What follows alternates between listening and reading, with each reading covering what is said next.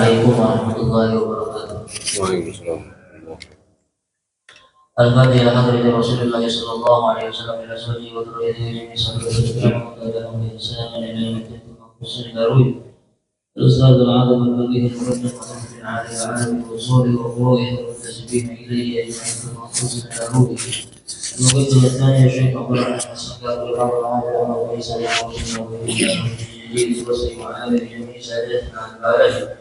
وانظرنا إلى روح قطب الدعوة والإرشاد قطب الأنفاس الحبيب عمر بن عبد الرحمن العطاس وإلى مريده الشيخ علي بن عبد الله برس ثم خصوصا إلى روح قطب الدعوة والإرشاد الحبيب عبد الله بن علوي الحداد وإلى جميع أبنائه الكرام ثم خصوصا إلى روح الحبيب أحمد بن زين الحبشي والحبيب جعفر بن أحمد بن زين الحبشي والحبيب علي بن حسن العطاس والحبيب أبو بكر بن عبد الله العطاس والحبيب علي بن محمد بن الحسين الحبشي ثم خصوصا إلى روح الحبيب أحمد بن حسن العطاس وإلى روح السيد أحمد زين دحلان ثم خصوصا إلى روح الشيخ عبد القادر الجيلاني وشيخ أحمد الرفاعي وشيخ محمد البوصيري ثم خصوصا إلى روح شيخ البلدة الشيخ محمد رشاد البنجري وشيخ محمد كشف الأنوار بن الحاج إسماعيل البنجري ثم خصوصا إلى روح شيخ وشيخنا الشيخ محمد زين بن عبد الغني البنجري وأبوي الحبيب حسن بن أحمد باهرون وأخيه الحبيب قاسم بن أحمد باهرون وأخيه الحبيب مصطفى بن أحمد باهرون ثم خصوصا إلى روح السيد محمد بن علوي بن عباس الملك الحسني وسيد عباس بن علوي بن عباس الملك الحسني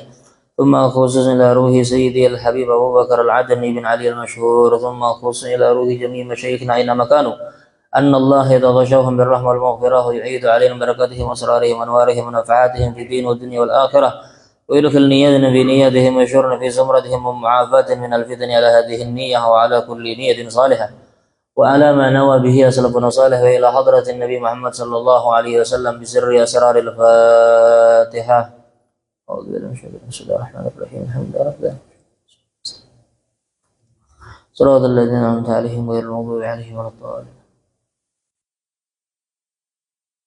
بسم الله الرحمن الرحيم. الحمد لله رب العالمين والصلاة والسلام على سيد المرسلين سيدنا محمد وعلى آله وصحبه أجمعين. سبحانك لا علم لنا إلا ما علمتنا إنك أنت العليم الحكيم وتب علينا يا ربنا إنك أنت التواب الرحيم.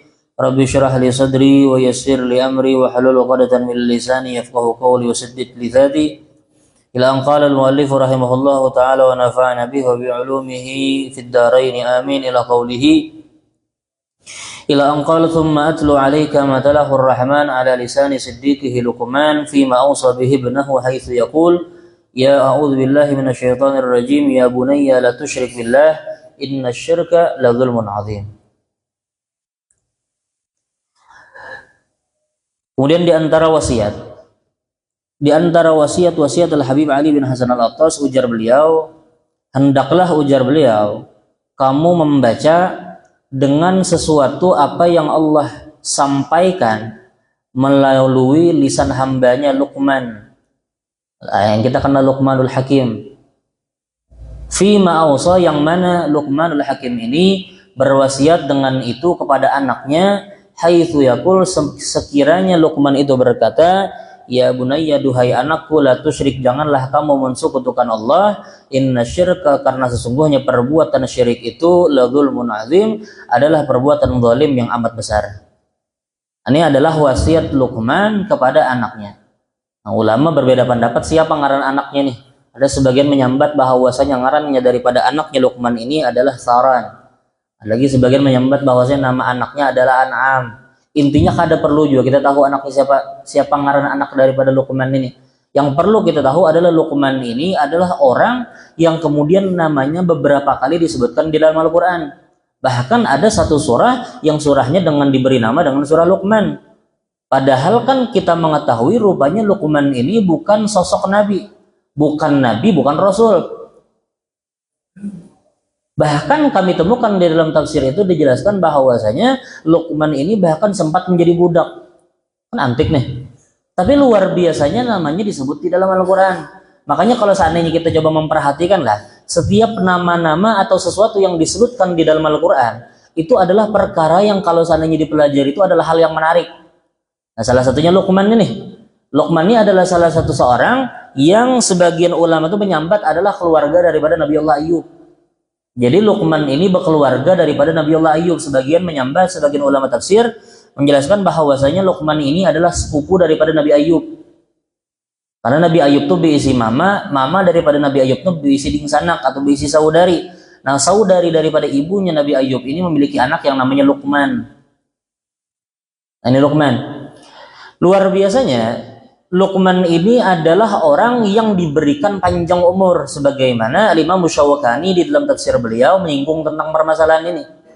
Bahwasanya Luqmanul Hakim ini umurnya diberi umur panjang sampai bahkan hidup 1000 tahun lamanya. Makanya beliau ini sempat menemui zamannya Nabi Ayub, bahkan sampai berpindah sampai ke zaman Nabi Daud. Artinya jauh nih masanya nih. Karena Nabi Daud tuh di bawah jauh dibanding Nabi Ayub. Karena kan Nabi Daud ini setelah Nabi Yusuf jauh. Sedangkan Ayub itunya kada jauh. Karena Ayub itu cuma beberapa nasab langsung bertemu kepada Nabi Allah Ishak.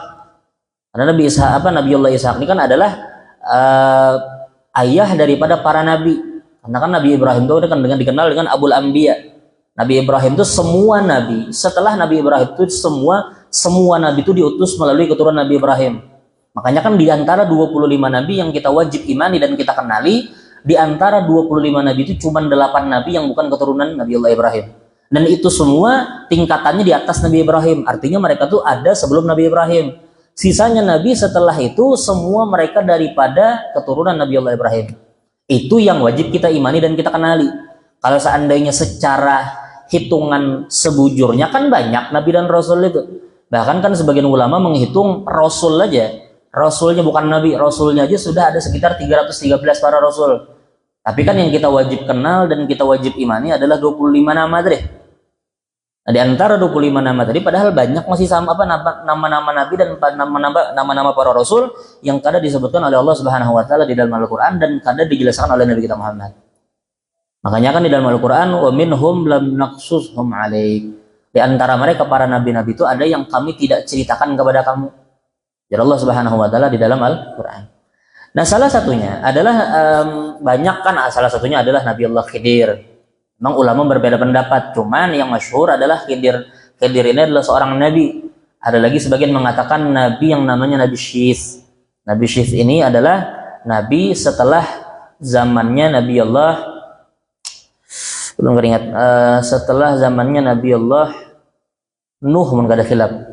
Ada lagi namanya Nabi Sam'un. Orang mengenal dengan Samson ya. Ada sebagian ulama menyambat ada sebagian nabi yang bernama dengan Sam'un. Banyak nama-nama nabi yang lain. Ada namanya Nabi Hadun. Nabi Hadun itu adalah anak daripada Nabi Allah Hud. Ada lagi namanya Nabi Allah. Intinya banyak sudah nabi-nabi itu. Cuman kan yang wajib kita kenal ada 25 tadi. 25 nabi yang mana Allah Subhanahu wa taala tegaskan itu di dalam Al-Qur'an. Nah, Luqman ini adalah seorang yang memang padahal kan harusnya kan sepupu nabi bahasa ini. Tapi memang Luqman ini dilahirkan dari ketika itu dilahirkan dalam keadaan menjadi budak sudah. Kemudian ketika suatu hari kemudian beliau dimerdekakan. Dia budak yang dimerdekakan. Dan Luqman ini hidup diberikan umur panjang sampai 1000 tahun lamanya. Bahkan dari Nabi Ayub sampai bertemu dengan zamannya Nabi Daud. Karena kan Nabi Daud ini kan adalah abah Nabi Sulaiman. Abahnya Nabi Sulaiman jauh ke bawah. Artinya hidup selama 1000 tahun nih. Nah, luar biasanya Luqman ini padahal bukan nabi. Bahkan di dalam tafsir itu dijelaskan bahwasanya Luqman ini kadang memiliki sifat-sifat ketampanan. Karena kan mau kada mau orang tuh kan ketika hendak menilai orang tuh tampan atau kada kan harus berpatokan. Oh, ya orang tuh tampan dari mana aja? Oh, kulitnya putih ya. Oh, tuh orang tuh tampan kenapa aja awaknya tinggi. Sekalipun misalnya awak nang rendah tuh kan aku jadi sambat jelek. Cuman kan biasanya tampan tuh memiliki patokannya. Nah, ketika itu Luqmanul Hakim ini tidak memiliki identik dengan ketampanan. Maksudnya bahkan salah satunya sifat daripada Luqman ini, beliau berkulit hitam. Berkulit hitam. Tapi luar biasanya beberapa kali nama Luqman ini disebutkan di dalam Al-Qur'an. Padahal di antara sekian banyak sahabat Nabi itu, ada Sayyidina Umar, ada Sayyidina Uthman, ada Sayyidina Ali. Kada ada seorang pun yang nama mereka disebutkan di dalam Al-Qur'an kecuali si Ikung. Siapa? Zaid bin Harithah. Itu satu-satunya sahabat Nabi yang disebutkan di dalam Al-Quran. Bahkan sekelas Abu Bakar pun namanya kada disebutkan di dalam Al-Quran. Cuman memang disinggung. Di dalam Al-Quran apa? Idh qala li sahibihi la tahzan innallaha ma'ana. Itu singgungan tentang Abu Bakar Siddiq. Cuman nama Abu Bakar itu kada pernah disebutkan di dalam Al-Quran. Artinya kan dari sekian banyak di sahabat Nabi, di antara sekian banyak para Nabi, di antara sekian banyak para Rasul, tapi di antara mereka tuh ada yang kada disebutkan di dalam Al-Quran. Tapi berbanding terbalik, rupanya Luqman yang padahal kesannya dalam tanda kutip bukan meremehkan, tapi dalam tanda kutip bekas budak dan dalam keadaan berkulit hitam padahal. Tapi luar biasanya disebutkan di dalam Al-Quran. Loh kenapa? Oh rupanya Luqman ini memiliki satu keistimewaan, yang mana keistimewaan ini adalah keistimewaan yang luar biasa Allah berikan kepada beberapa hamba yang memang Allah ridhai. Apa itu? Yaitu adalah sifat bijaksana atau namanya hikmah atau hakim. Makanya kan kita kenal dengan Luqmanul Hakim. Artinya Luqman orang yang bijaksana. Kenapa? Karena sifat bijaksana ini sebagaimana Allah Subhanahu wa taala nyatakan di dalam Al-Qur'an apa? Innama yu'tal hikmatu apa? Allah lihat dulu ayatnya.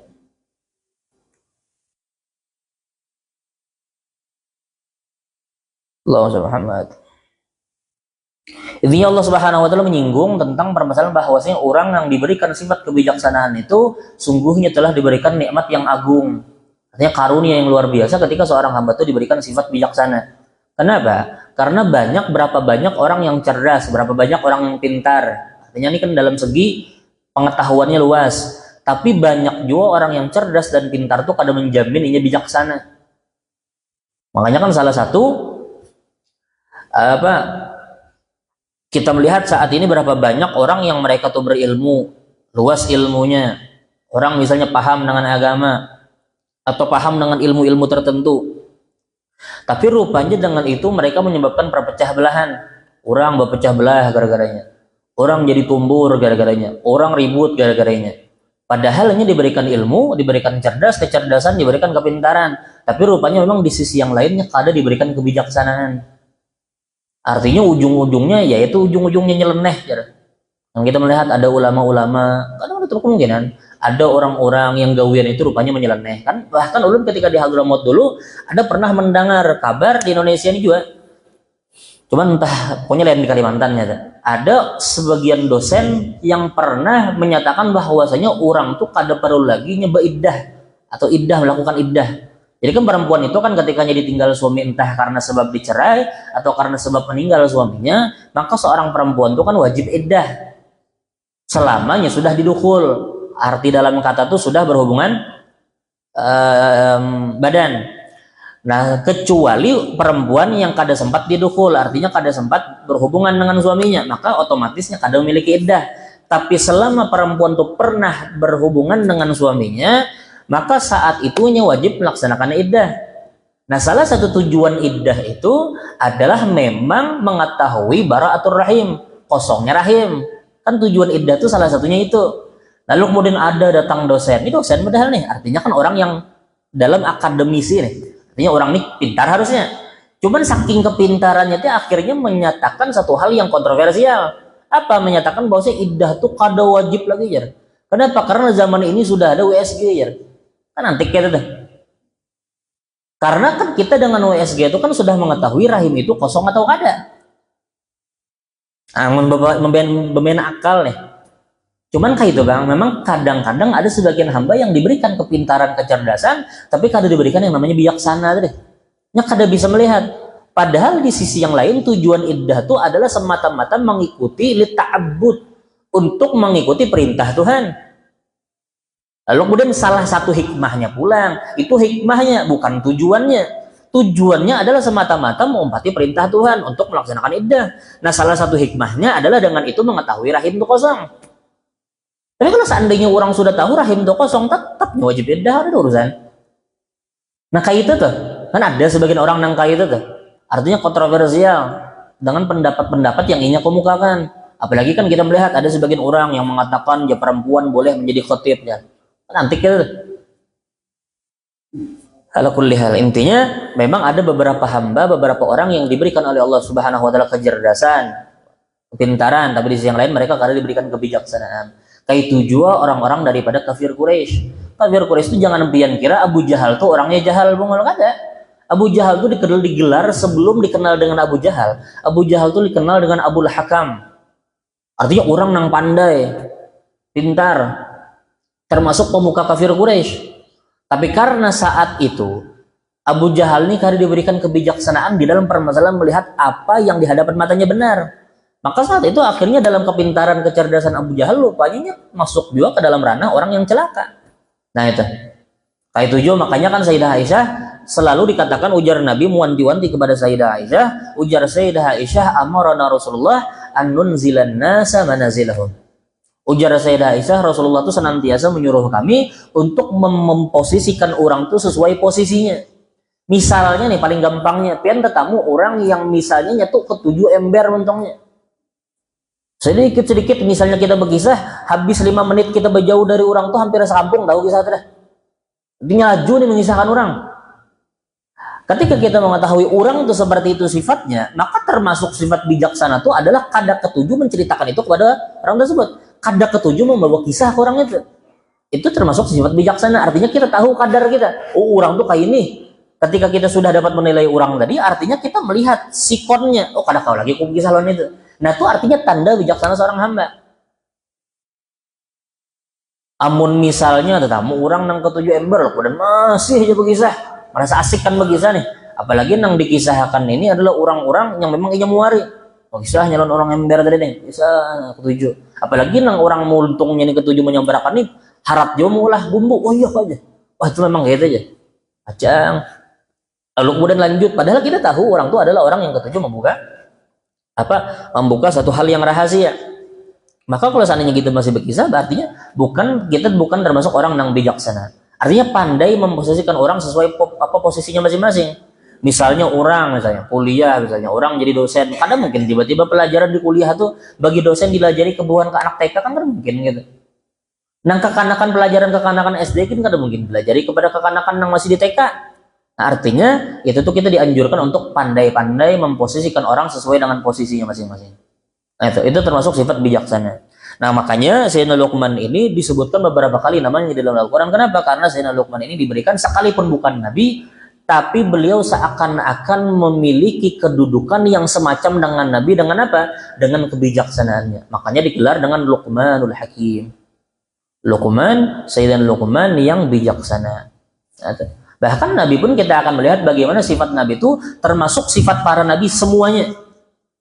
Nabi itu sebelum diutus harus terlebih dahulu sudah bersifat bijaksana. Kadang mungkin pian dapati Nabi itu kada bijaksana.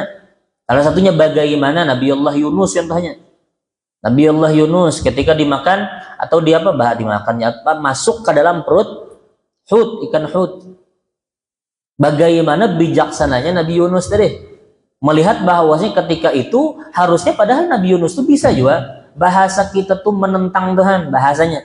Karena kan ketika itu Nabi Yunus itu sudah uyuh berdakwah, lalu kemudian ditolak, lalu kemudian mendoakan lalu kemudian ketika itu putus asa sempat, lalu kemudian ketika ingin menjauh atau kada mau lagi bersama dengan orang-orang yang menolak daripada Nabi Yunus, akhirnya Nabi Yunus berniat untuk berpindah tempat.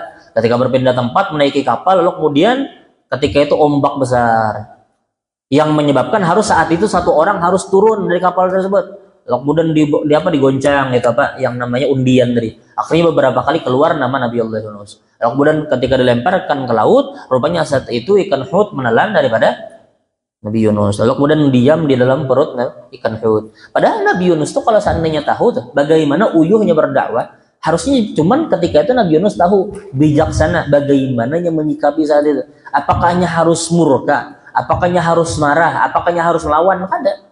Kenapa? Karena nya tahu siapa yang memberikan itu, siapa yang mentakdirkan itu sifat bijaksana. Nah, kita misalnya melihat ditimpa musibah, oh kayak ini. Ketika orang tuh berisi sifat bijaksananya tahu, oh kayak ini aja. Ohnya tahu bahwa setiap apapun yang ada di dunia itu bagaikan mimpi aja. Makanya kan Sayyidina Ali berkata, "An-nasu niyamun wa idza ma tuntabahu." Manusia itu sebetulnya ketika hidup tuh padahalnya sedang bermimpi. Kapannya sadar? Ketikanya sudah meninggal. Makanya ketika orang tuh meninggal, saat itu barunya sadar, oh rupanya aku tuh mimpi tadi. Modelnya tuh kayak mimpi. Nih kita nih, nah di sini duduk nih. Ketika kita sudah meninggal, mudah-mudahan kita meninggal husnul khatimah berarti. Ketika kita sudah meninggal, kemudian kita melihat bahwa sih apa yang kita lewati di dunia itu seakan-akan cuma mimpi.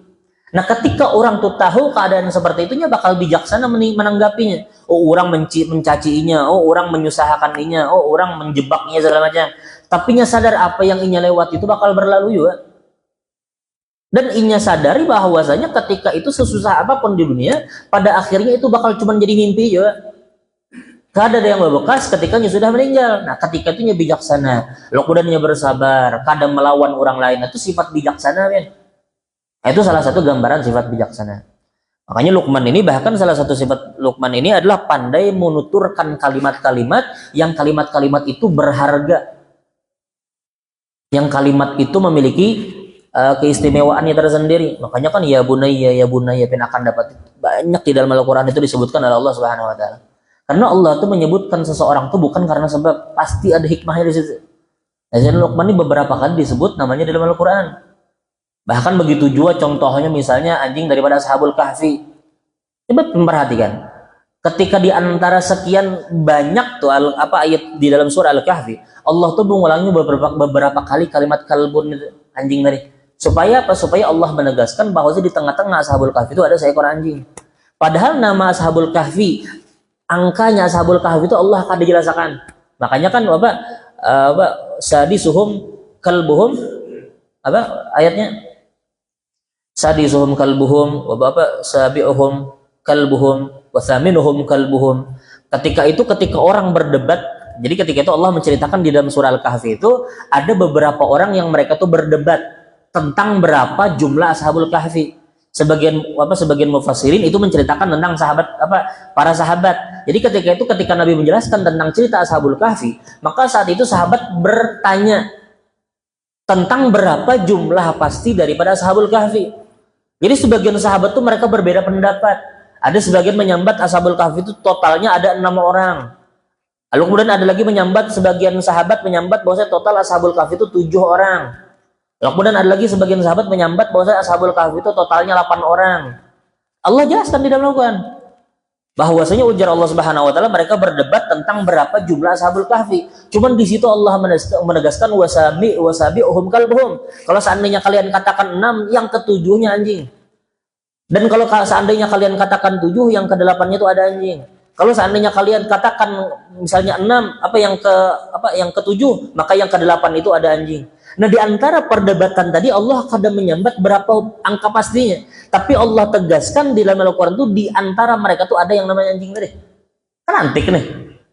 Jumlah Ashabul Kahfi kadang Allah pastikan di dalam Al-Quran. Tapi rupanya di dalam setiap perdebatan angka tadi rupanya Allah letakkan yang namanya penegasan di antara jumlah-jumlah yang diperdebatkan tadi ada seekor anjing. Kan antik gitu tuh. Perhatikan, coba pian buka surah Al-Kahfi itu. Kalau seandainya kita hendak mengkaji tentang Al-Quran tuh antik pian. Luar biasa Allah tuh meletakkan pesan kepada kita. Makanya kan pian jangan kaget kalau seandainya bahkan di dalam Al-Quran itu ada menyinggung permasalahan HP saat ini. Kalau seandainya kita hendak mencoba menelaah lagi. Apa di dalam surah Al-Baqarah? Hatta farihu akhadnahum bagatah fa idzahum mublisun. Di dalam surah Al-Baqarah itu Allah menyinggung tentang permasalahan, ujar sebagian ulama saat ini itu menyinggung tentang permasalahan gadget saat ini, HP saat ini. Kalau seandainya kita mencoba untuk mengkaji tentang Al-Quran, Munwahin ini jangankan mengkaji, membaca aja kadang-kadang aja. Artinya kan berapa banyak orang tuh lalu kemudian lalai dengan Al-Quran. Membaca Al-Quran tuh kapan? Ketika ada acara aja. Membaca Al-Quran tuh ketika bulan Ramadan aja. Nanti. Makanya kan Nabi itu sudah menyinggung, termasuk tanda akhir zaman ujar Nabi adalah ketika itu ada orang yang beribadah dan menghamba kepada Allah cuman di bulan Ramadan. Itu Nabi sudah sampaikan. Nah kalau seandainya kita ada waktu, misalnya pengen ada waktu baca Al-Quran tuh sambil baca terjemahannya, kada kurang-kurang waktu juga. Paling kalau seandainya pengen baca terjemahan tuh paling memakan waktu nambah 5 menit tuh ada. Misalnya pian membaca misalnya Quran misalnya setengah juz, setiap hendak memindah lembar itu pian baca terjemahannya. Supaya pian tahu bagaimana pesan Allah yang Allah letakkan dan titipkan di dalam Al-Quran itu. Apalagi surah Al-Kahfi. Kalau seandainya pian membaca surah Al-Kahfi itu ceritanya luar biasa ya. Berapa banyak hal-hal yang tersembunyi yang tersimpan di dalam surah Al-Kahfi itu. Kalau seandainya kita hendak menelaah. Ini salah satunya Luqman ini. Publik permasalahan tadi, Luqman ini adalah orang yang ulun sampaikan tadi bahwasanya bukan nabi. Tapi yushbih kalamuhu kalaman nabi. Tapi ucapan Luqman ini hampir-hampir menyamai dengan ucapan para nabi. Bahkan Allah kutip itu di dalam Al-Qur'an. Artinya ini ucapan dikutip oleh Allah Subhanahu wa taala di dalam Al-Qur'an. Nah, salah satu ucapan daripada Luqman yang beliau berpesan kepada anak beliau adalah ya bunayya la tusyrik billah inna syirka la dzulmun azim. Membahasa kita itu, "Oi anakku, jangan berani-berani ikam mensekutukan Tuhan, karena sesungguhnya perbuatan syirik itu adalah perbuatan zalim yang amat besar." Makanya kan satu-satunya kita kada kau katakan bahwasanya orang melakukan dosa lalu kemudian semua amalnya terhapus. Kada kau kita katakan gitu.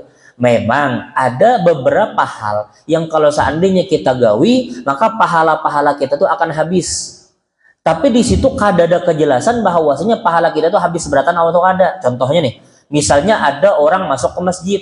Ketika dia masuk ke masjid, salah satu yang dilarang ketika orang tuh masuk ke masjid adalah berbicara hal-hal yang melalaikan atau berbicara hal-hal yang mengundang kepada permasalahan duniawi.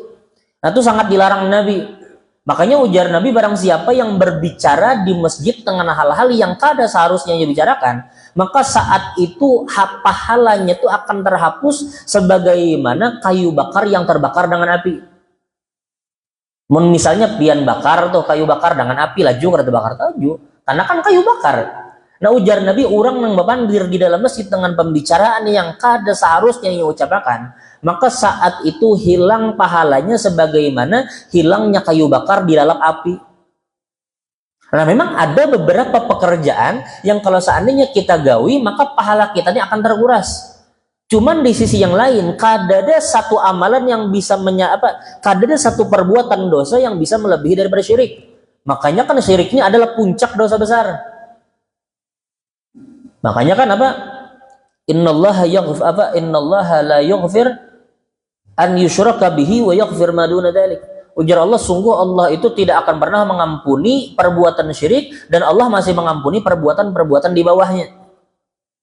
Kenapa? Karena perbuatan syirik ini adalah satu-satunya perbuatan dosa yang dengan sebab itu akan menghapuskan semua pahala dari waktu itu sampai lahir.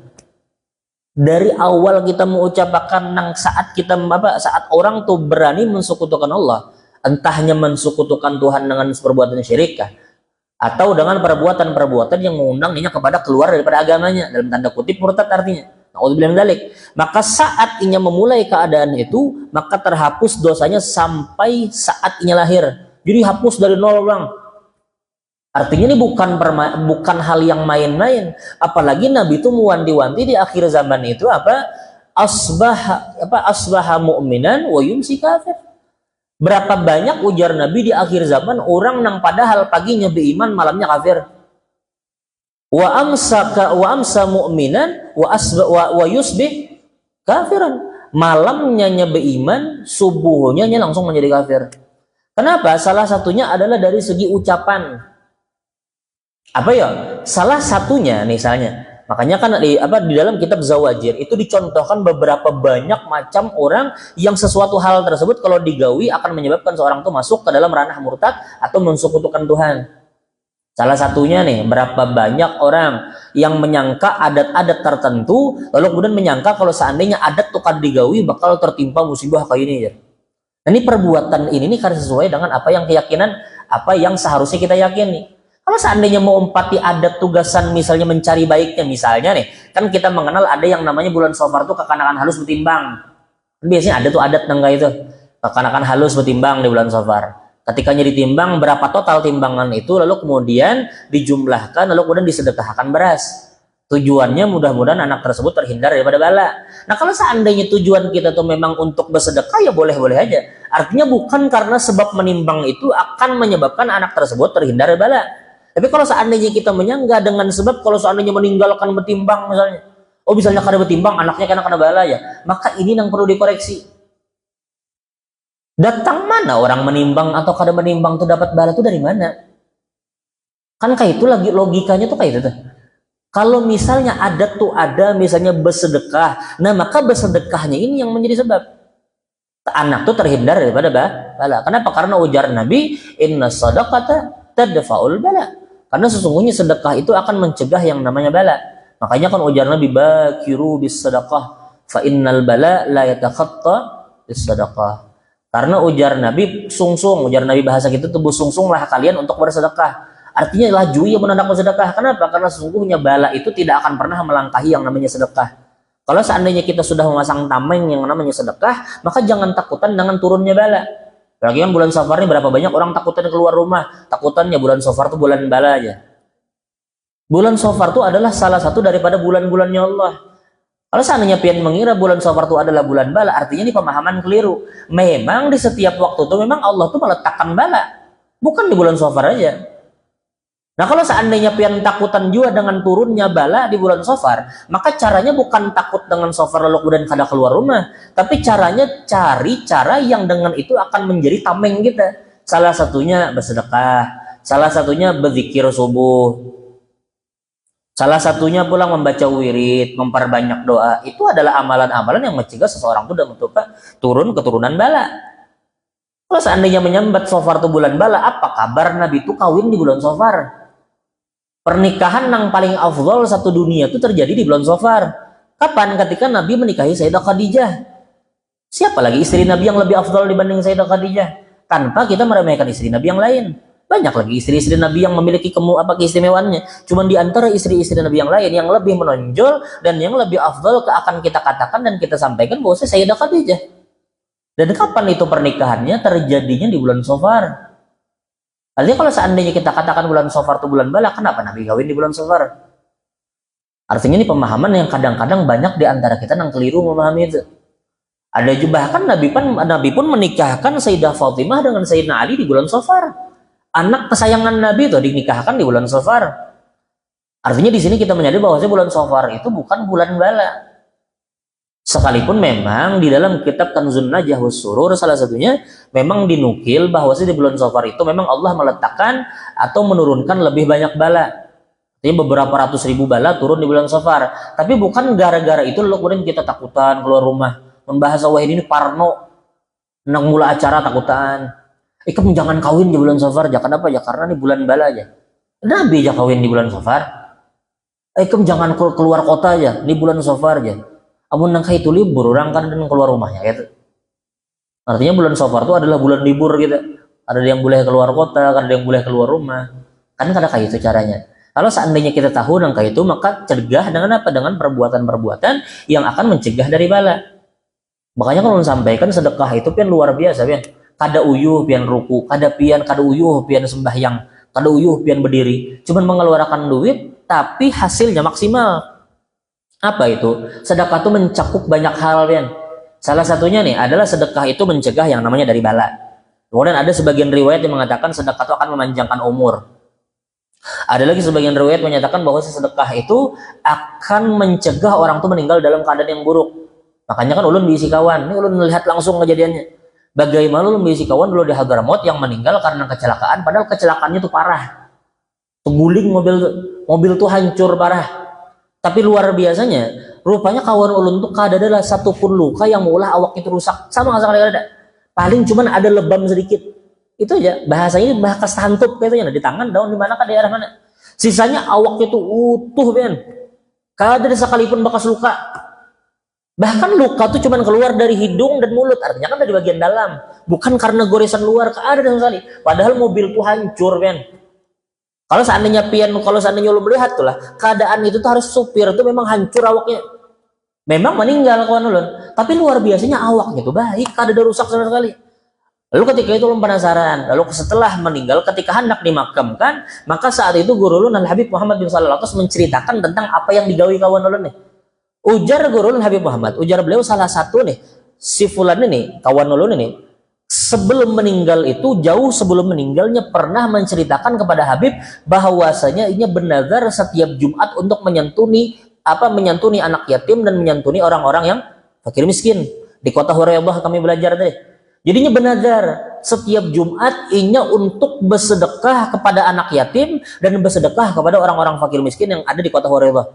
Walaupun nominalnya kan banyak, cuman dia bernazar, artinya dia mewajibkan dirinya untuk setiap Jumat memberi tadi. Dan itu nya ceritakan kepada Habib Muhammad aja, kepada guru ulun aja. Dan di antara santri itu ada yang tahu, ulun pun nggak ada tahu saat itu. Lalu ketika setelah meninggal, rupanya Habib bercerita tentang permasalahan itu. Oh, rupanya kami sadar memang wajar. Kenapa? Karena Nabi pernah bersabda, Inna sadaqah tadfa'u mitatasu. Bahwasanya ujar Nabi, sesungguhnya sedekah itu akan mencegah orang tuh meninggal dalam keadaan yang buruk. Ibarat meninggal ya sudah tuh berarti qadarullah. Tapi yang pasti Allah jaga jasad tuh untuk jangan sampai rusak. Itu makanya luar biasa sedekah. Makanya kan kita ketika melakukan perjalanan jauh dianjurkan kita untuk bersedekah. Dengan cara apa? Dengan cara macam-macam. Salah satunya kadang-kadang kan hendak misalnya umroh, orang mengadakan acara. Nah, acara itu adalah salah satu upaya untuk kita memberikan kepada orang lain. Memberi. Dengan bentuk memberi makanan. Intinya sedekah juga. Untuk apa? Supaya perjalanan kita aman. Supaya perjalanan kita terjaga. Kalau seandainya pun meninggal di dalam perjalanan, tapi mudah-mudahan Allah jaga jasad kita. Nah, itu. Mudah-mudahan Allah mulah kita meninggal dalam keadaan yang baik. Karena kalau seandainya meninggal pun memang kada kau ditolak-tolak juga, kada kau juga dilambat-lambati. Kalau seandainya ajal tuh kau dilambat-lambati, harusnya Nabi Musa tuh hari ini masih hidup. Karena kan Nabi Musa tuh beberapa kali di dalam hadis yang Nabi sampaikan, Nabi Musa tuh bahkan meminta untuk malaikat maut itu untuk menunda mencabut nyawa daripada Nabi Allah Musa. Cuman ngaran nyawa akhirnya wafat tuh, akhirnya waktu tuh habis, ya habis juga ya. Ngaran mati itu mati ya sudah, ngaran meninggal itu meninggal ya sudah. Akhirnya Nabi Musa pun meninggal.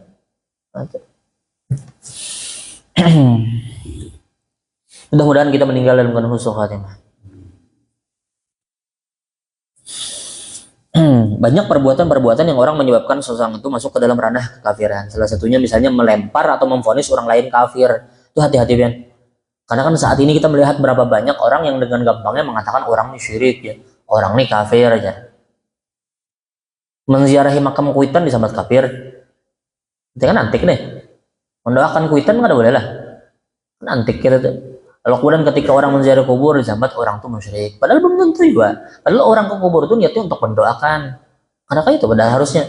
Makanya ujar Nabi, "Idza qala muslim li akhihi ya kafir faqad ba'a bihi ahaduhuma." Ujar Nabi kalau seandainya ada seorang muslim menyampaikan atau berbicara kepada saudara yang muslim juga dengan kalimat ya kafir, oi kafir bahasanya. Maka ujar Nabi faqad ba'a bihi ahaduma, maka sungguhnya telah melemparkan vonis itu kepada apa? Sungguh di antara keduanya itu telah melemparkan vonis. Artinya kalau seandainya itu tuh bujur orang tuh bujur kafir, artinya lemparan kafir itu masuk ke orang tadi. Tapi kalau seandainya orang tuh kada bujur melakukan hal-hal yang mengantarkan kepada kekafiran, maka kalimat kafir itu berbulik ke kita seorang.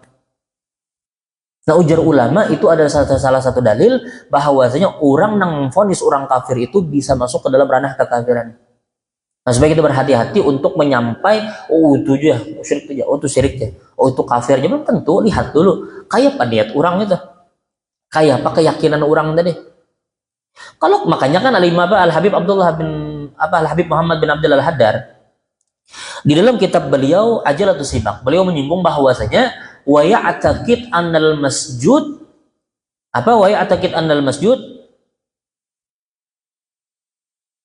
wa ya'taqid annal masjud la yastaqillu bid-durri wan nafa'.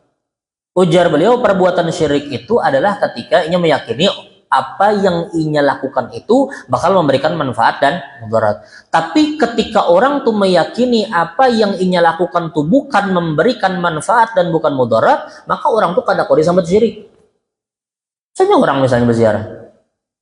Banyak saat ini orang kesalah kaprah tentang masalah itu. Orang berziarah lalu kemudian menyangka kan kada mungkin lalu kemudian kita menyangka misalnya berziarah lalu kemudian kita menyandarkan perbuatan buruk dan perbuatan baik yang akan menimpa kita itu karena perbuatan orang yang dikuburkan kada mungkin gitu. Artinya kita tetap meyakini itu semua datangnya dari Allah. Artinya ketika itu kadang kala kita langsung memvonis orang itu kafir, atau memvonis orang itu syirik. Nah itu kita melihat saat ini berapa banyak orang nangka itu. Bahkan Nabi pun sudah menyinggung, ujar Nabi, qad aisa iblis, apa? Inna iblis aisa an yu'bada fi jaziratil Arab, walakinna tahrish, atau kama qala Nabi SAW. Ujar Nabi, sesungguhnya iblis itu sudah putus asa untuk supaya iblis itu disembah di daerah Jazirah Arab. Akan tetapi iblis itu tetap berupaya dengan apa? Dengan menciptakan kegaduhan, pertikaian di antara umat. Makanya ujar Habib Abu Bakar Al-Adil Masyhur, ujar beliau, umat itu tuh, umat Nabi Muhammad tuh kadang mungkin berkumpul di dalam satu permasalahan yang bakal mengulah syirik itu kadang mungkin. Umat Nabi Muhammad tuh kadang akan mungkin berkumpul dalam keadaan yang banyak, berkumpul di dalam perbuatan dosa dan mensekutukan Tuhan kadang mungkin. Karena perbuatan itu iblis pun sudah putus asa untuk melakukan perbuatan itu. Nah, jadi iblis itu mencari cara lain dengan apa? Dengan menciptakan pertikaian di antara orang-orang muslim.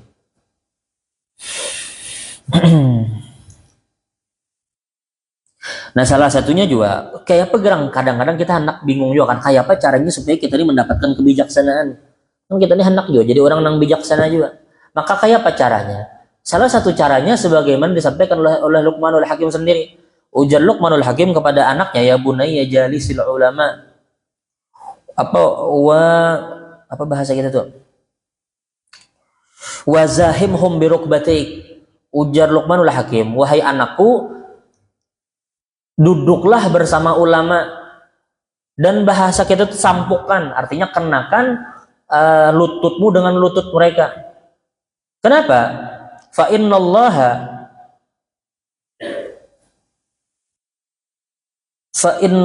yuhyil ardhil maitah. Gua ngeringatan kan.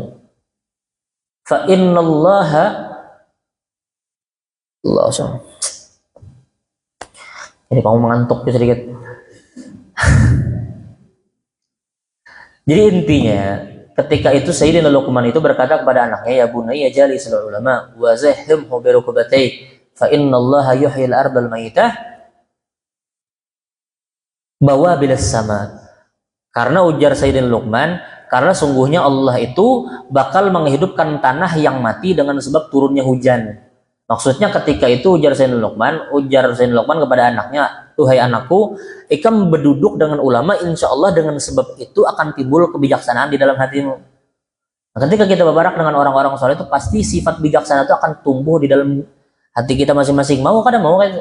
Makanya kan ketika rancak berkumpul dengan orang-orang soleh, kita akan pandai melihat satu hal yang kita kadang-kadang seharusnya kita ingkari.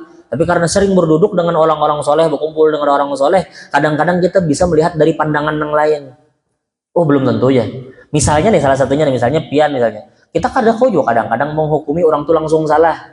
Banyak yang ulun sampaikan sedikit terakhir.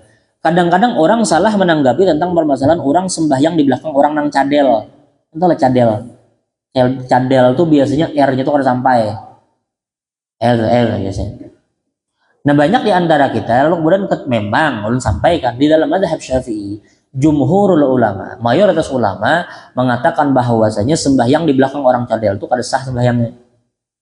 Kenapa? Karenanya mengganti huruf kan. Ketikanya kada kau nyambat R, otomatis kan mengganti kalimat tadi. Entah dengan go kah, ghaigil aja. Atau misalnya dengan lam, ghailil aja. Nah, artinya kan dia mengubah huruf tadi. Nah, ujar ulama mayoritas ulama mazhab Syafi'i mengatakan kalau seandainya kita sembahyang di belakang orang cadel, maka hukum sembahyangnya kada sah. Tapi jangan diputus di situ. Oh, rupanya memang ketika kita misalnya berduduk dengan ulama, maka kita akan menerima perbedaan. Apa ya? Karena memang di dalam mazhab Syafi'i sendiri memang ada beberapa pendapat ulama yang menyatakan sembahyang di belakang orang cadel itu tetap sah. Nah, supaya biar tahu nih, kalau seandainya kita cadel ya lebih baik kita menjauhi untuk menjadi imam. Tapi kalau seandainya kita melihat orang yang misalnya menjadi imam di masjid, janganlah kemudian kita menyebut, oh itu aja, kada sah sembahyangnya semasjidan aja. Adakah itu caranya? Ketika kita melihat ada orang yang cadel menjadi imam, jangan langsung buru-buru menyambat orang itu kada sah sembahyangnya. Harus lihat dulu, oh rupanya memang ada pendapat ulama yang lain yang menyatakan bahwasanya sembahyangnya sah. Kenapa? Karena di dalam muqabilul asah madhab Imam Syafi'i bahwasanya al-ibrah bi'i'tiqadil imam. bahwasanya sahnya sembahyang itu terikat dengan keyakinan imam. Kalau imam tuh meyakini sembahyangnya sah, maka otomatis dihukumi sembahyang makmum pun ikut sah. Orang nang betagar R-nya mau kada mau sah sembahyangnya. Kenapa? Karena kada mau mengusahakan supaya sampai R-nya. Artinya memang itu kemampuannya. Ketika itu kan otomatis sembahyangnya tetap dianggap sah. Maka selama si imam tuh menyangka dan meyakini sembahyangnya sah, maka makmum pun ikut hukumnya sah juga. Nah, artinya secara garis besar ulun sampaikan, kalau pian melihat ada orang sembahyang lalu kemudian R-nya betagar, maka jangan langsung buru-buru diingkari. Karena memang ada pendapat yang menyatakan sembahyang di belakang orang yang cadel hukumnya masih sah. Ada.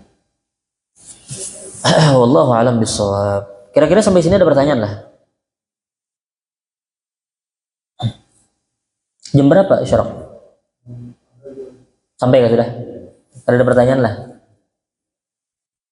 Allah alam bishawab. Mudah-mudahan sedikit ini memberikan kita manfaat dunia akhirat. Allah ampuni dosa kita, Allah ampuni dosa keluarga kita, Allah ampuni dosa sanak jiran kita. Mudah-mudahan Allah tutup aib dan kekurangan kita.